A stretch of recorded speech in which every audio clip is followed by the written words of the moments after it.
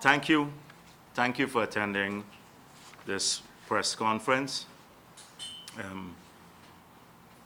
I guess I should start with the government's announcement that the Green State Development Strategy would be ready and would be launched in September of this year. And for some of the good people but uninformed people who have been invited to the handover of the handing over of the report, many of them have described this strategy as an economic plan. And so the strategy is titled a Green State Development Strategy 2040. And you know I've expressed great concerns about that timeline, that we probably all die off in Guyana before 2040 if we continue to have experienced the same economic plans that the government has been pursuing. I hope that is not so, not that I'm wishing anyone dying. I want all Guyanese to have a long life, long, healthy life. But I think I have to once again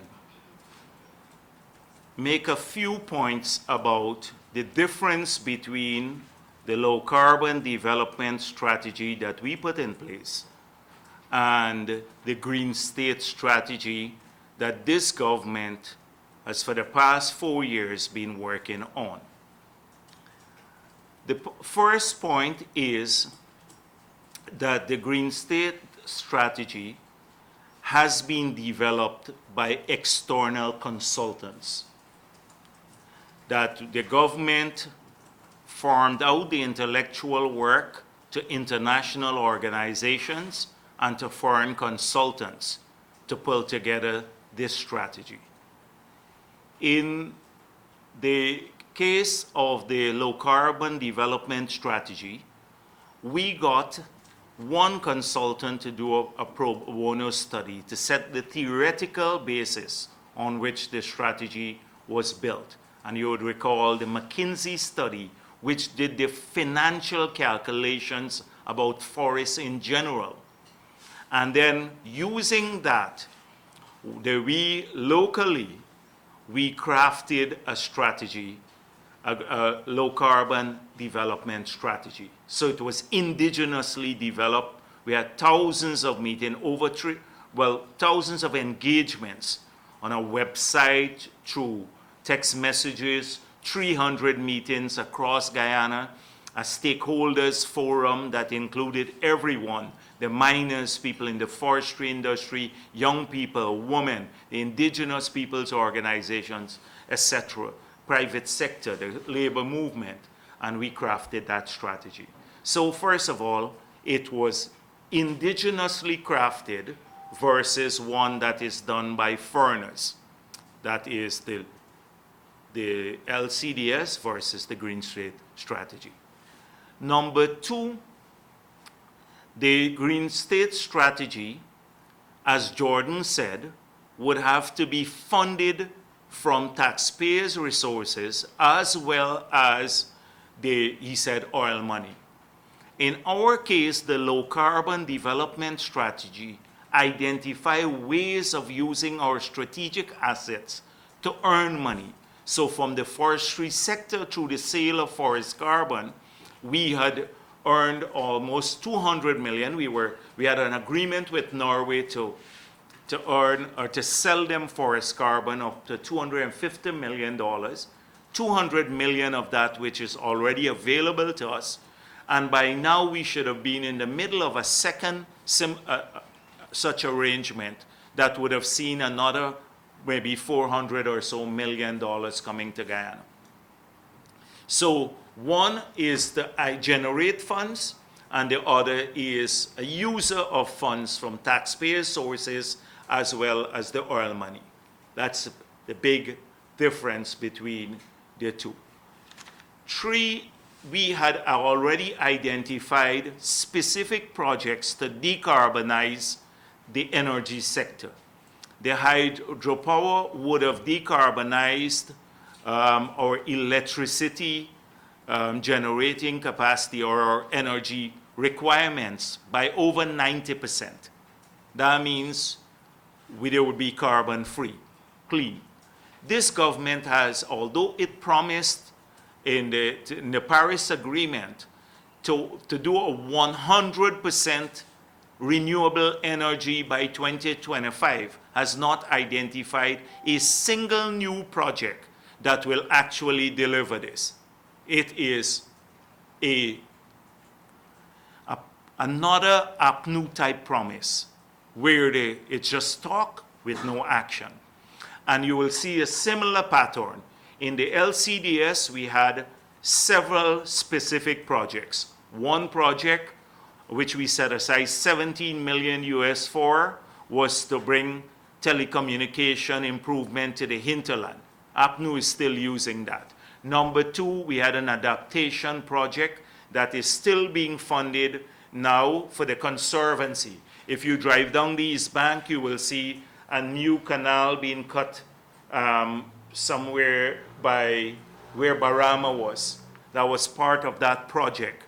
Thirdly, we were supposed to set up a Center for Biodiversity Studies, a world-class center that would have earned money because it would have brought students from around the world plus research agencies to work here. Four, we had set aside money for Amerindian land titling. The money is still there. They have not titled a single village. Five, we had set aside money for a small grant scheme for small businesses. The money is set aside there. I don't know how much has been used. I can go down a long list of specific projects that would have delivered both on the mitigation side, which is to reduce our carbon emission, and secondly on the adaptation side, preparing our country for climate change.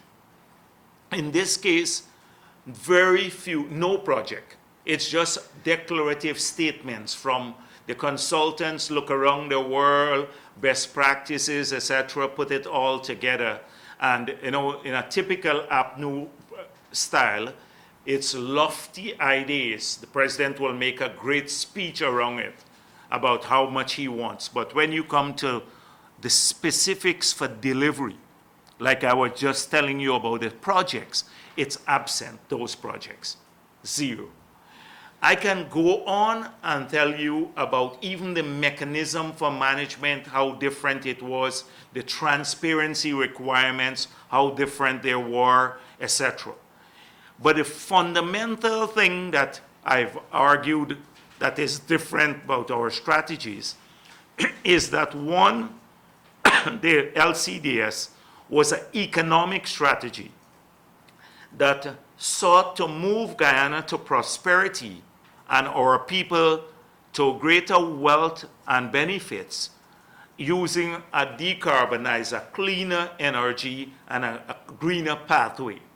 In their case, it is about an environmental strategy mainly, that they're hoping to superimpose on the country, and therefore it requires funding from our sources, and secondly, could even cause us to lose jobs.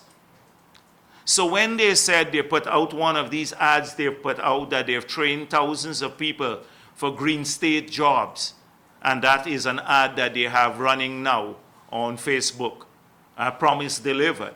How many Green State jobs have they generated outside of planting some palms down the highway on the East Coast, and most of them died out by now.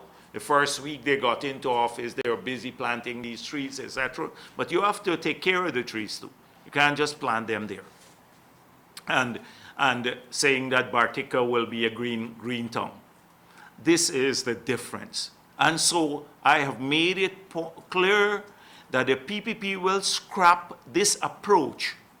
So the Green State strategy, when they launch it in September, it would just be a good opportunity for photos, photo opportunities for the president, and another speech about how touting the green credentials of our government. But in reality, it will mean very little to people in Guyana in terms of jobs, in terms of better access to health care and education, or anything else. And so that is what we will scrap, because the approach is a flawed approach. It doesn't focus on our people and put our people at the center of things. So when I see this big talk about green state and one private sector official saying, oh, you cannot say the government doesn't have an economic plan anymore because this green state strategy is an economic plan, I really think that person needs to, I was going to be more unkind, but to reread what it's all about. I wanted to say more unkind things because clearly the person doesn't understand what he's talking about. But just was invited to a committee to hand over the report and got caught up in the moment because some foreigners were here and then talk the usual nonsense that we get, that they pass off as policy. And this is a ceremonial government, and you would have a ceremonial green state strategy. Every day now you see the president cutting ribbons, launching presidential galleries. I was part of that. The accrediting ambassadors, that sort of thing. Not a single serious day of saying, how am I going to deliver more jobs for young people? And so we had a speech about how young people, the future of Guyana, from the president, the whole independence speech. And then we in the PPP, we live this. We live this. We have had candidates who were in their 30s running for president in the past, and we have a 38-year-old presidential candidate. We are living this.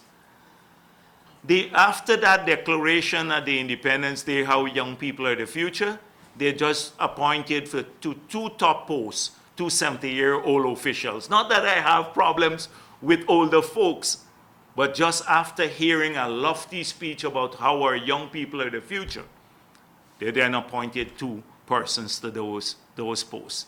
It's all gaff. And I saw recently, anyhow, I'll come to that in a moment.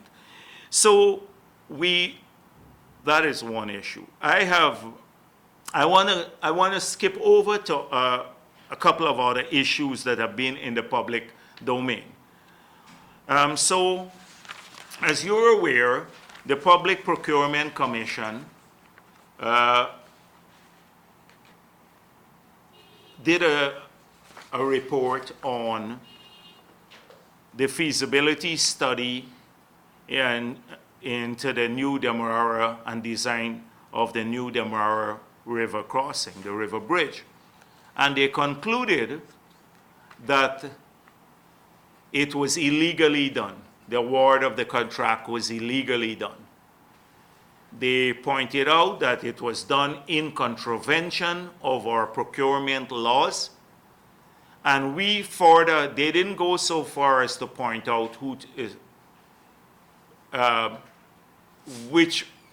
the involvement of the cabinet. But we have done so, that the minister and the cabinet both acted illegally when they awarded a contract bypassing the tender process. Because under the law, they have no authority to do that. Neither the minister nor the cabinet. They only have, the cabinet now only has powers of no objection, because we in the PPP, we removed the power of the cabinet to award contracts, and they only have a power of no objection, issuing a no objection. So they did it illegally. We have seen on page 8 of the PPC report that Mr. Ralston Adams, the general manager of the Demerara Harbor Bridge, saying that he informed, Mr. Adams informed the PPC that the board of the Demerara Harbor Bridge Corporation was not a party to the decision to use these funds for this purpose as approved by Cabinet, and further stated he had not signed the contract on behalf of the Demerara Harbor Bridge Corporation, but only because he was requested to do so by the Minister of Public Infrastructure. So the board didn't know about it. The manager said he signed his contract, not because his board asked him to do so, but because the minister directed him to do so.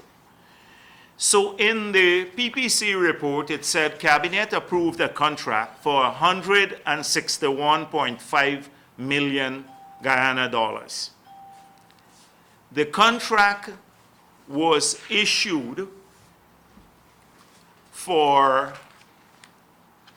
$148 million. And it's important we pay attention to these figures. So the Cabinet approved the contract illegally for it's 161.5. The government illegally awarded the contract, that is the Ministry of Public Works, for $148 million.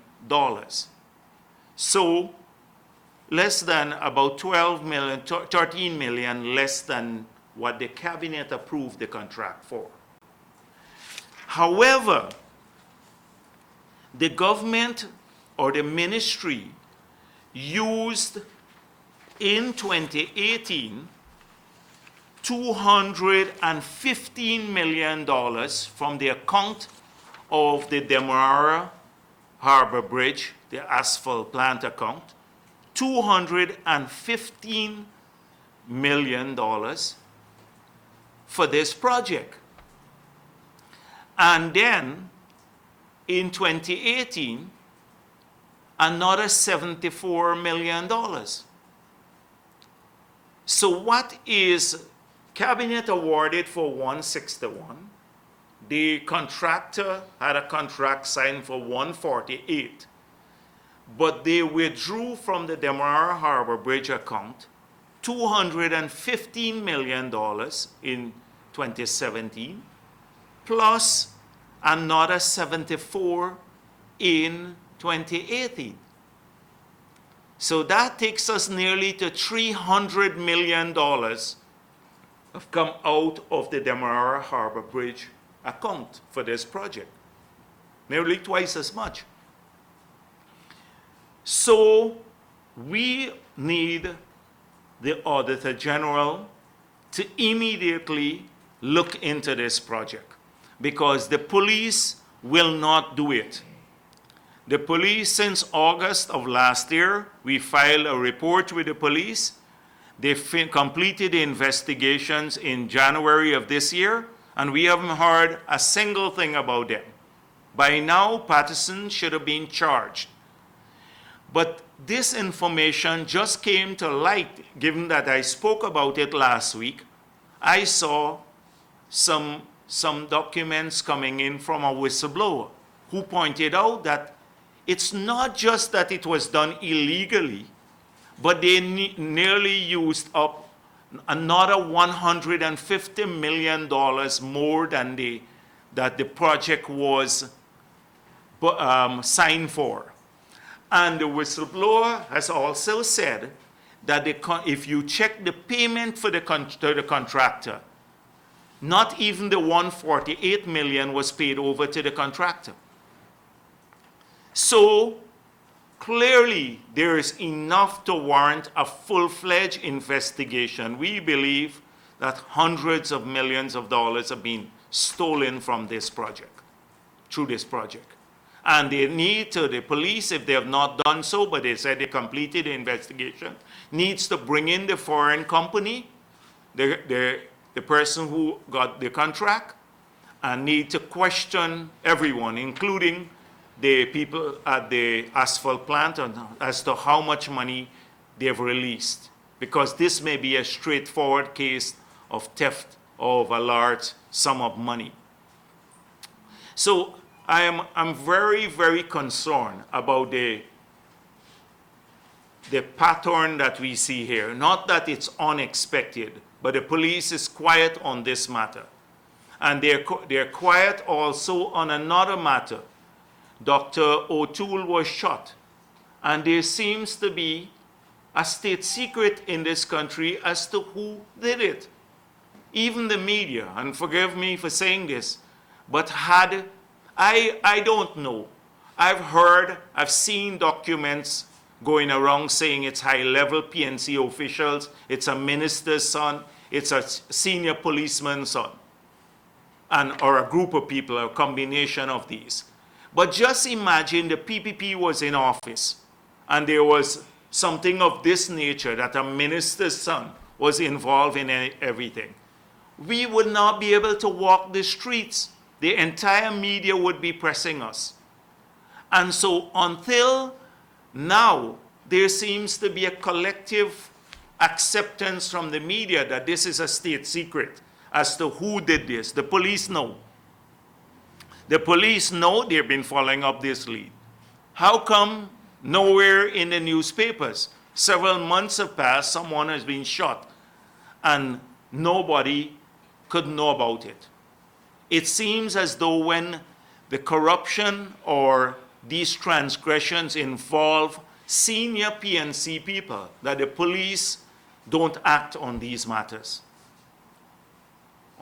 On the other hand, they found enough time to question me about chase them out, that I said chase them out, or that is it. The police had sent a team here to interrogate me or to interview me about that. But these matters will get no attention. So we need a full-fledged investigation from the Auditor General on this matter. And now I've seen Michael Joseph, the Finance Secretary. He has a problem because the Auditor General has indicated that there are more breaches, which is a factual statement. And I think the reporter asked him, do you think there are more breaches now? And he said, yes, because based on a factual statement or documents, as you saw one of our MPs wrote, this is in the audit report itself. They calculate the numbers of breaches of the Procurement Act and everything else. And when you examine the numbers now versus the past, you will see the facts there. But they got the Finance Secretary, obviously another sole source person by this administration. I think they didn't renew the contract for the previous Finance Secretary because he was acting professionally. And they got another sole source thug to now cuss the Auditor General because he dare say, yes, he must not say anything about auditing government, although that is his constitutional responsibility. That is what they've done. So suddenly this guy goes to GPC and he speaks about, oh, what the PPP did in the past. This is the Finance Secretary explaining breaches that are taking place in 2019, the thousands of breaches of the procurement law. And he says the PPP in the past sole source thing. So what is this big issue from new GPC? So what's this big issue with us sole sourcing now? And clearly, as Hamilton pointed out, he doesn't know the difference, and he's the Finance Secretary, between buying from a pre-qualified bidder versus sole sourcing or single sourcing. He does not know the difference. In those cases, there was a competitive process to establish the pre-qualified bidders, and then you buy from them. In this case, there is sole sourcing, as the Public Procurement Commission pointed out in the case of the $605 million that Valda Lawrence and the others awarded, the Georgetown Hospital awarded to Ansa McCall. That was sole sourcing, $605 million. So in an excuse because they are offended, he and the Finance Secretary in Jordan, that the Auditor General there investigates any of these things or there speaks about it, they they launched a personal attack on him and then pointed out to some red herring, which is not even factually consistent or evidence. So we hope that there's a full-fledged investigation of this matter. It's simple to track this down. The Auditor General can do so. In another case, I've seen silence from the government, and this is about spending, again, by the Ministry of the Presidency on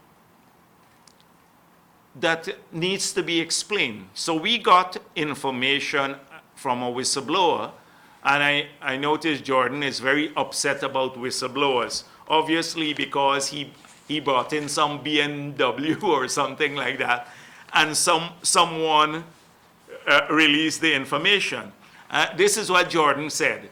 He said there are sleeper exist in every ministry. These are sleeper cells, PPP sleeper cells. And they must obey the rule of the public service or resign. Now, if the PPP minister had brought in a BMW, then it would have been news, and it would have been a great job from a whistleblower to expose it. But now there are sleeper cells, PPP sleeper cells. We know another minister who quietly registered a Benz 2 recently, and you can go down the long list. You should just see that list. And this is after a couple of years in government, not almost the other one after 2 years in government, SUV. And the information is coming for us. Jordan, don't get too worked up. Don't get too worked up, Jordan. This is part of the whistleblowers legislation. People can reveal. It's not your personal property what goes on at GRA. These are public records, and people can blow the whistle on politicians. They can blow the whistle on politicians, as we're encouraging them to do now. So please send me a bit more information too, if you have it, and we will expose it. But some information that was revealed, you recall that we posted, I mentioned here about information received by this office about a minister whose children, and let me make it clear, we don't have any issue with people's children out in politics. But we are focusing on the public official, because people's children must be kept out of the cut and thrust of politics. You know, we should focus on them as individuals, as politicians, etc. So we have absolutely nothing against the kids of any minister. But we have to do our duty and expose what we believe is some form of corruption. And so we have information that in 2018, that some 50,000 US dollars was transferred to the daughter from the Ministry of the Presidency to the daughter of Minister Brooms abroad. And then in 2019, the same person received another 36,000 US dollars. So that's 86,000 US dollars. That's close to $17 million received from the Ministry of the Presidency. And then in 2018, the son of that minister also received from the Ministry of the Presidency $2.5 million. Now, if we are wrong, I believe the information is accurate because the person sent us details. I'm saying this, if this information is wrong, I'll apologize to the minister and for this matter. But the minister needs to, and the Ministry of the Presidency, they need to tell us if this is true, and if so, what it was used for. Because we're talking about over $20 million in transfers to the children of a sitting minister. So, again, the Auditor General may want to look into this matter, because these transfers take place and and they took place from the Ministry of the Presidency, from what we gathered. So I would be the first to apologize if this is inaccurate, but I'm hoping that the media will now ask if this is true, and if so, what was it transferred for directly from the Ministry of the Presidency. And so I want to thank all of the people who have been sending information to us on these matters, because we're getting a deluge of information, and we intend to make sure that we expose every bit of it. So I saw on the Buju Banton show, and I'm glad that it went well and people enjoyed themselves, and that immediately after I spoke about the government spending $40 million on buying tickets, Amna Ali said Jagdeo is lying and that we bought these tickets from PNC money. So I gather it's not 40, it's 50 actually. But the government needs to tell us now. So I'm saying that if I'm taking Amna Ali word for it, that they spent $50 million of PNC money buying these tickets. And should we ever find that $50 million was used from the government for these tickets, for $50 million, and for other things, the PNC will have to repay it. So it's simple to find out. We can ask the audit office, or we'll find out when we get into government. We'll find out. And should we find out, now that the General Secretary of the PNC has said I'm lying and that they spent their money, then they will have to repay the PNC. So it's as simple as that. So please ask for confirmation again. But we're trying to locate the ministry, and I think we're onto it now, from where the check was cut. And we're going to file a case for the recovery of the money against the PNC, because the General Secretary of that party said that they spent the money, that we were lying on it. So that's all I'm going to say about the matter. I'm not going to comment on who Buju Banton big up or whatever else happened. I'm not going to comment on that today, just to deal with state money, taxpayers' money.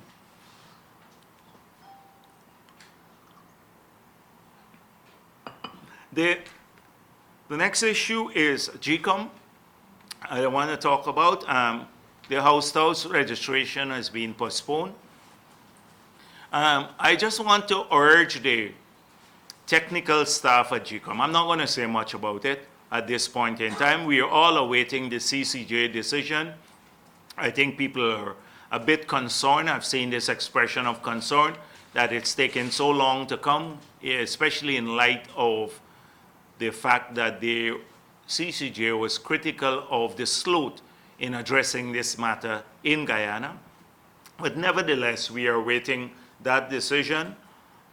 And on GCOM itself, this indecent push by the political commissioners from PNC to start the house-to-house, and the campaign by APNU to mislead people that if we don't get house-to-house registration, the list will not be clean or credible. The staff must be coming under a lot of pressure. And so I just want to say to the technical staff of GCOM not to be bullied or pressured by the political commissioners and the chairman on this matter. Because at the end of the day, they have a long-term presence in GCOM. They would have a long-term presence and career in GCOM. And therefore, and their task, they have the responsibility of acting consistent with the law. And they wouldn't have the same sort of political backing people would leave them in the lurch if anything ever goes wrong, as you saw with the Excellence Dazel, that suddenly all along she was doing a great job until she gave a legal opinion that is consistent with what we've been saying. Then suddenly she become another PPP sleeper cell. So that's all I wanted to say in relation to that matter. I've noticed it seems that the Hinterland again, I've had lots of calls from the Hinterland about what's going on there. The roads are bad. Now in Region 1, we have had the compounding of this with the fuel shortage, and we need to examine the role that a government person who has a fuel contract is playing in creating that shortage in the Northwest area, because they're buying up the fuel in that area. I've mentioned this before. And then shipping it out through vessels to Georgetown. And somebody needs to examine that. But life is getting tougher by the day in the hinterland. And therefore, I'm very, very concerned about the ability of the miners to keep earning, as well as the indigenous communities. And this government seems to believe that, like Winston Felix, when he went in the outreach to the Rupunoni, he said, "We're here to tell you to vote for us." You should see the quotation in the newspapers. "We're here to tell you to vote for us." That is what, after neglecting the communities for all the years, and now we're approaching elections. This is their 5th year in office. His only message was, "Oh, you must vote for us." So that's what their only concern is. And it is really, it seems as though this government has the reverse Midas touch, turning everything into gold. So now they touch the GPL, and we're having blackout. The Suriname ferry was going well, and now it's down indefinitely. The Forestry Commission had $5 billion when we left, now it's bankrupt. I can go down the long list. I think you'll be bored. I'm leaving it for the platform when we start the campaign. Really, but this is the reverse Midas touch that they have in the government. The next thing is SPU pays back $132 million in interest. So we don't know how much they've spent, but listen to what Jordan said. Jordan said that it's $1.6 billion for the year, and they will have to pay the second tranche in November. So that means they only paid $132 million now. So you have to pay $1.5 billion or so in November. You could possibly have a new government having to pay back that money by November. But this is what has happened. And no transparency whatsoever surrounding this large bond, a $30 billion bond, and most of the money available now to the SPU. And they're spending it as though it's their personal money. No transparency, nothing. And now we have to pay back for it, the taxpayers of this country. So the interest alone this year will be $1.6 billion. I see the Gold Board, and the chairman of the Gold Board has been a PNC supporter, as he has publicly said, getting hot under the ear, the so-called anti-corruption campaigner. But it's when you place yourself on this high pedestal about how clean and wonderful you are, and then when you have a rot in the agency that you're managing or that's under your tenure, a rot that is pernicious, that is taking place, that you refuse to see. And much will come out in the future about what has happened and the role that ministers have been playing in influencing the decisions of the gold board and the front companies that are getting, for government officials who are getting now these gold export licenses. It has nothing to do when you seal the gold at the airport or in Georgetown.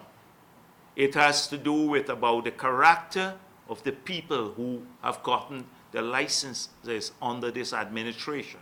And you need to examine that. So, of course, but the government will not see anything about it.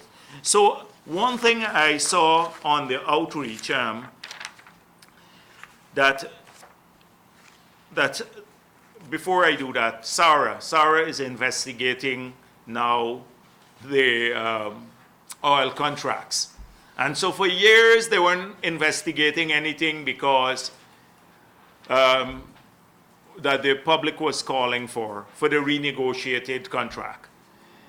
So suddenly we hear they're investigating what took place on the PPP regime when Ramatara was president. And we have no problem with such an investigation.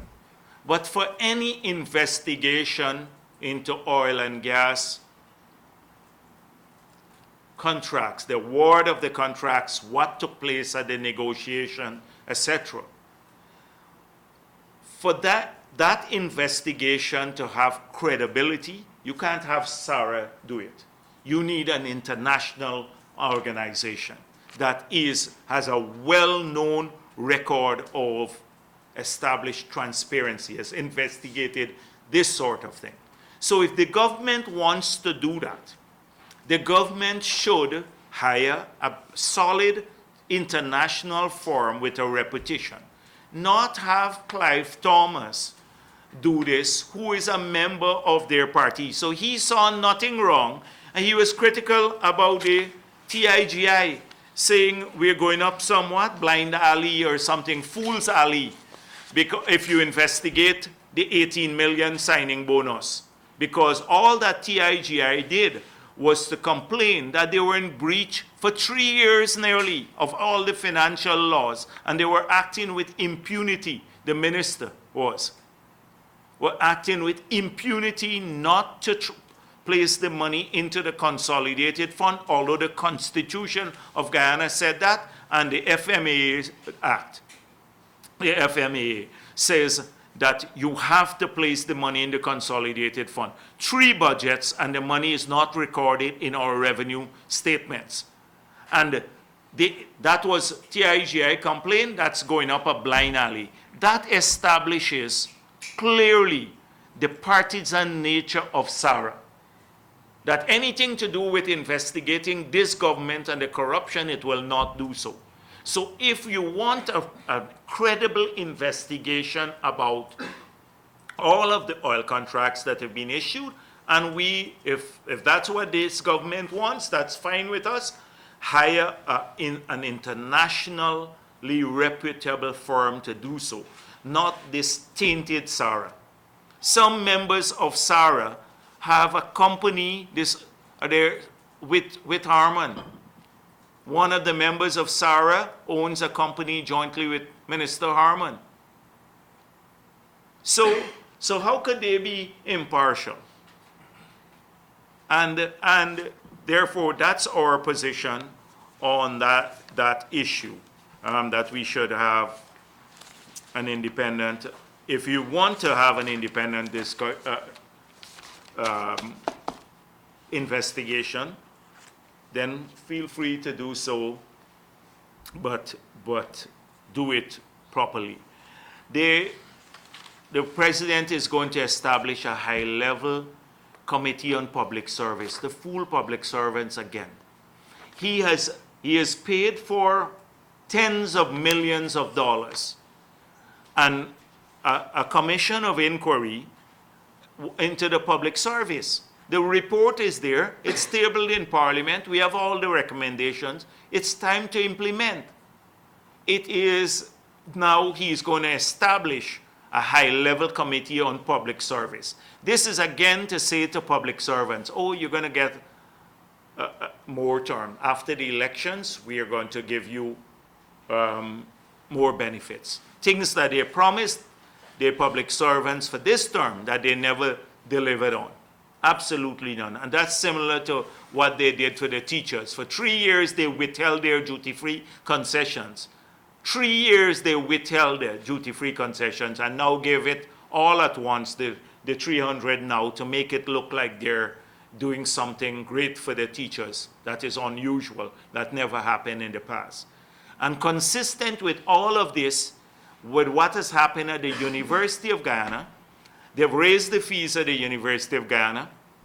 About a couple of months ago, I said here that in the manifesto, when we had that huge meeting to discuss our manifesto, we invited over 100 organizations. And they came there, and one of the suggestions that came out from some people there was free university education. So I said here that suggestion came up when there was this call from the university. Last week I said we're discussing an exciting new package for university students at the press conference. Then our presidential candidate at some of his meetings said, we're costing now what it will take to deliver free university education sometime in the future. And in the meantime, but we are going to do 20,000 online, apart from what's happening at the university. 20,000 persons have online university access. Suddenly, Nagamutu, he is exploring the same thing too. Their track record. Nagamutu now latches on to this, say, we're exploring free university education. They've had a chance. They promised the university students. President Granger went there to the University of Guyana and promised them several things, that you would have better conditions and they would not have an increase in their fees. And in fact, I think he even promised free education. They didn't deliver. The fees went up. Secondly, he promised on tape, we have him recording, that 1 year after you graduate, we're going to give you, we're guaranteeing you that you get a job. Didn't deliver on that. Now Nagamutu latches on to what we've been saying. And suddenly he says, oh, we're exploring this. David Granger and I in the next government. So recall this, David Granger and I. So that means that he's already the prime ministerial candidate. But that I'm not so sure. Ramjatan is yapping at his heels. And that's so I see that as part of his campaign now against Ramjatan. Ramjatan is going around the country talking about Mercury all day long, about Mercury, how Mercury to help PPP rig the elections and all sorts of nonsense. And he now has joined the campaign. So he's promising, David Granger and I promise free education. Since when, Granger, you believe anything that Nagamutu or anything that Nagamutu says Granger will do? Nagamutu is a rubber stamp. Is a rubber stamp. Nobody does what he wants, even his staff, and much less David Granger. And secondly, we've seen this before. We've heard all of these promises before. What's new? What's new? So I'd end there. Thank you.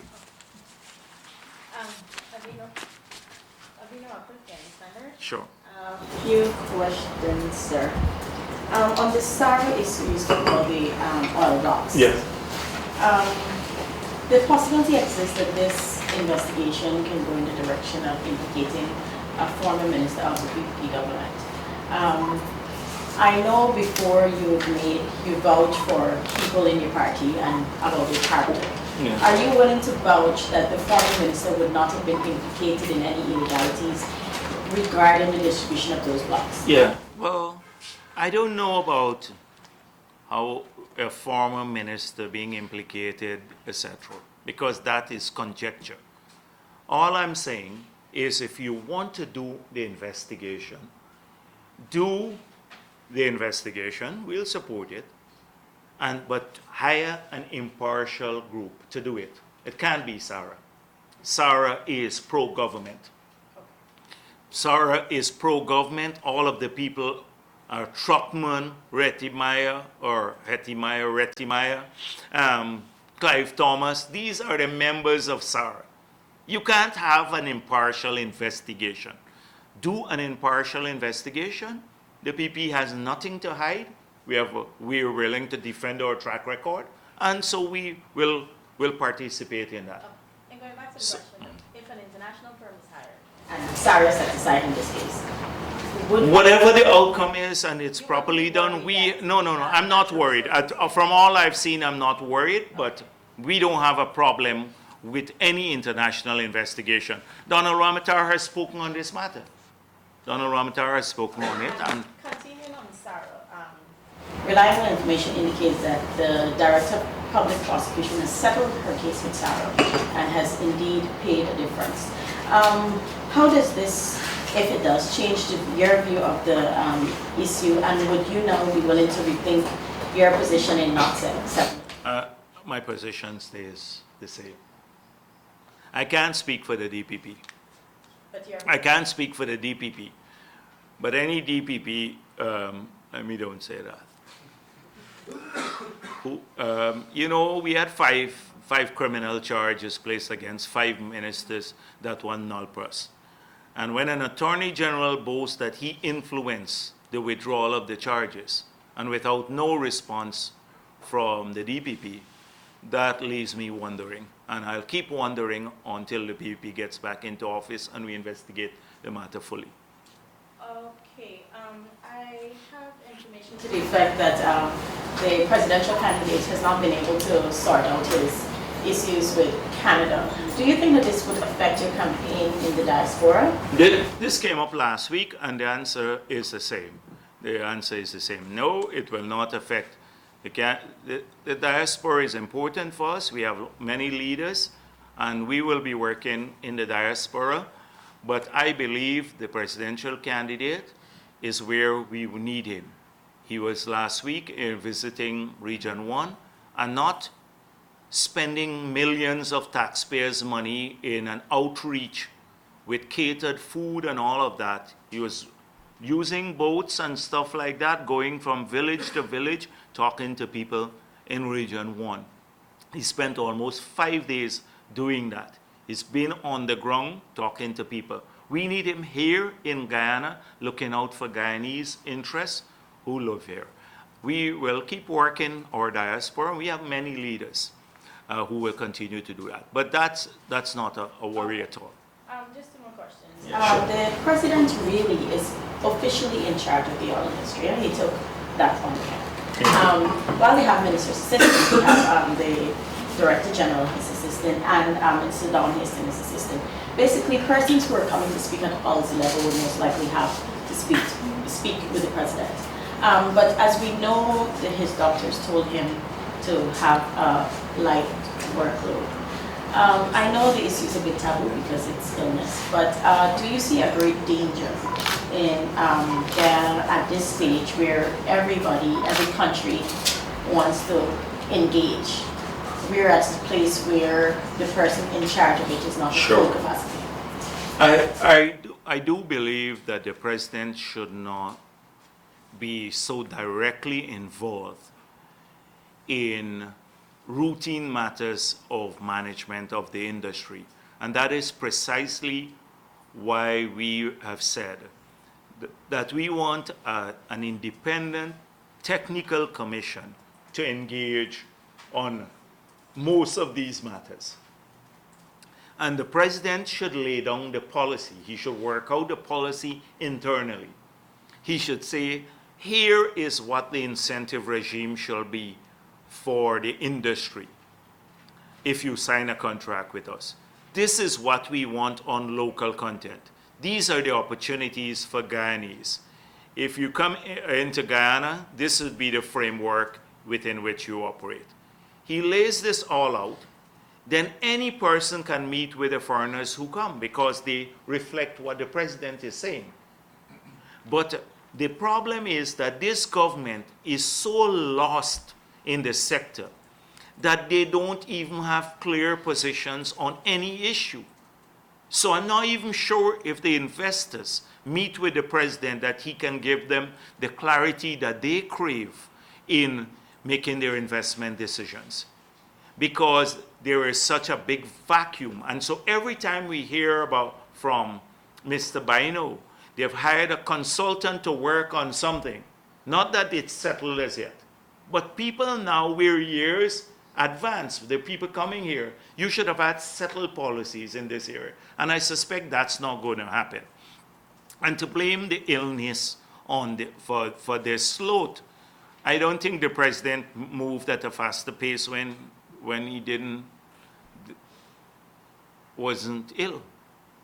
So I don't think it has anything to do with that. I think it's just a lack of clarity on the matter. That is what is bothering the government, and it's so worrisome to us. I expressed that fear last week, that by the time another year is passed and they're in office, and if that happens, if that were to happen, assuming the CCJ decision goes against us, then by the time a new government gets in, all of the opportunities for Guyanese are gone, because our government did not stand up now when these frameworks are being crafted. Look at what happened at Houston. And you are conforming. What you're doing is just conforming my fear about the same issue. You're conforming because people can't go and see the president because he's ill. So there is no clarity. Who is looking out for our interests now? Who is looking out for our interests as Guyanese? Not anyone. There is no clarity. That bothers me a lot. Yeah, sure. You spoke about your concern for the ability of minors and the indigenous community to earn despite whatever issues they're facing. Do you see a solution for the issue in Region 1 whereby a minor not native to the community of Chinese landing has a concession on the land that is forcing indigenous miners out? Sure. The issue is, I don't know the details of it, but let me tell you the principle. The principle is that if the community was titled after the person got the concession, right, then there must be some engagement between the community and that person and the government, because that happened prior to the titling. But people must not get licenses to prospect in areas that have already been titled. So if the license had existed before the area was titled, you now need to ensure that there is some workout between the government, the community, and the investor, because that happened prior to the titling. But it should never happen after the community receives title. So that is my approach to the matter, to any matter of this nature. I need clarity on the figures that you said that was paid to Mr. Rose's. I can share with you what came to us. I will share with you in a written form. Right? Exactly what came to us, and you can ask about this. The information came to you was just figures. It didn't say what it was for? No, it didn't say what it was for. Okay, and you said Gcom's house is postponed. Gcom's house is postponed? Well, I saw from the PRO, they were supposed to start in June 3rd. Okay, that is it. It was June 3rd, I think, yeah. June 3rd, huh? 1st of June, yeah. It's Wednesday, I think. When? Saturday? Oh, Saturday, I didn't even know. Well, so, and I saw, including from the PRO in Chronicle, that they had postponed it. I asked the executive secretary to confirm from Mr. Lowenfield, and Lowenfield has confirmed that it's not starting when they had announced that it would start. You can ask him directly. And, But I'm just urging that they don't come under pressure for doing it early. and you said, I didn't quite understand. You said, look at what happened in Houston. What happened in Houston? Oh, Houston, I wasn't talking about what happened when the team of ministers went. I was speaking about the most recent Houston visit, the oil and gas seminar, right, where the government was practically absent. I was talking about not giving leadership, not defining how we want oil and gas to work for us Guyanese, how it must work for us, the 800,000 of us who live here and those who live abroad. How will it work for us who are natives of this country and who have a Guyanese passport or born here? By the way, you said that about the allocation of gold export, the export licenses. You said what needs to be considered is the characters of the persons that are receiving the licenses. Are you speaking about? I'm talking about criminal records and stuff because that is why I'm saying that you have to be careful when you place yourself on this pristine pedestal and lecture everyone about transparency, as the chairman of the Gold Board does. He is a font of all knowledge and they cleaner than a whistle and everything else. And then there's rot there.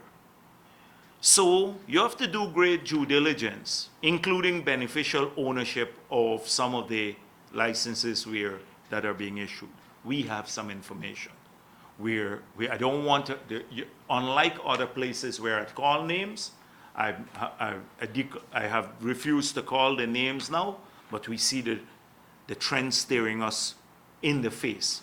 And we're doing a bit more, and later it would all be revealed. Sir, do you know the person who shot up I don't know. I don't know. That's why I'm asking. You are a reporter. Can you tell me who shot? No, Yes. so I thought I think as a reporter, I would like to find out. This is the greatest mystery in Guyana. This is like what? No, Perry Mason, or yes. And also, the Oh, contract big. with Mercury was For for 3 months, right? Yes. you were planning on renewing? It's a decision I have to make. And where are you leaning towards? Right now I'm in the middle. I'm not leaning any direction. It's a decision I'll make in a few Okay, days. but you have the finances just in case. I will make obviously you have to pay the people. You have to pay the people if you renew it. So that's all of those will go into the consideration whether we renew or not. What have they been doing for you so far? As I indicated, a lot of what we did was to correct some of the impressions that were created in Washington because we don't have a permanent presence there. So a lot of that to understand what we stand for and all of these issues. Have you been able So to more. measure the success so far? Yes, in a way, I think it served us well. The contract has served us well. And anything else? Okay, thank you. Yes, okay, all right, okay. It's not always the number, right? The Demerara Harbor Bridge. Those numbers. You said in all 300 million came out. Close to, it's 215 plus about 70. Right, close All to. went to this feasibility study. All right. Yeah, our information is all went there, although the contract was for 148. So I don't know what else it was spent for. There's a line item in the Demerara, the accounts of the asphalt plant, which shows Demerara Harbor Bridge study. And that line item has 215 million plus some others for this year. Okay, thank you. And Marcel, by the way, it's not